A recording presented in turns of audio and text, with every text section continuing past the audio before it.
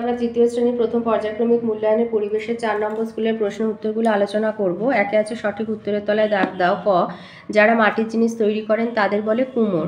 খ, পেঁয়াজ হলো গাছের কাণ্ড। গ, বুদ্ধি সব থেকে বেশি মানুষের।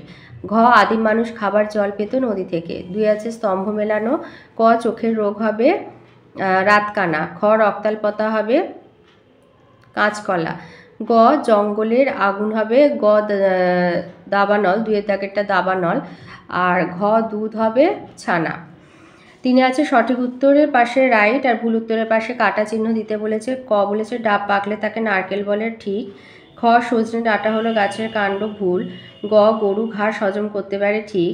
ঘ, নিমপাতা খোসপাঁচড়া রোগ প্রতিরোধ করে, ঠিক। 4 শূন্যস্থান পূরণ। ক বলেছে ব্রাহ্মী শাক খেলে বুদ্ধি বাড়ে। খ, আমাদের শরীরের সবচেয়ে বড় ইন্দ্রিয় হলো ত্বক বা চামড়া।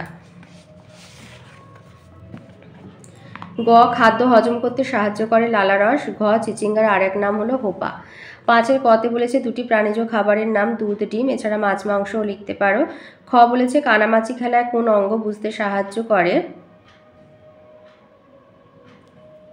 কান হবে, চোখ তো বাঁধা থাকে, কান কোন দিক থেকে আওয়াজটা আসছে সেই মানে চোখ তো বন্ধ করা থাকে, চোখ তো কোনো কাজই করে না, তো কান দিয়ে কান বুঝতে সাহায্য করে। গ, আমাদের এই 5টি ইন্দ্রিয়ের নাম চোখ, কান, নাক, কান, জিভ, ত্বক বা চামড়া।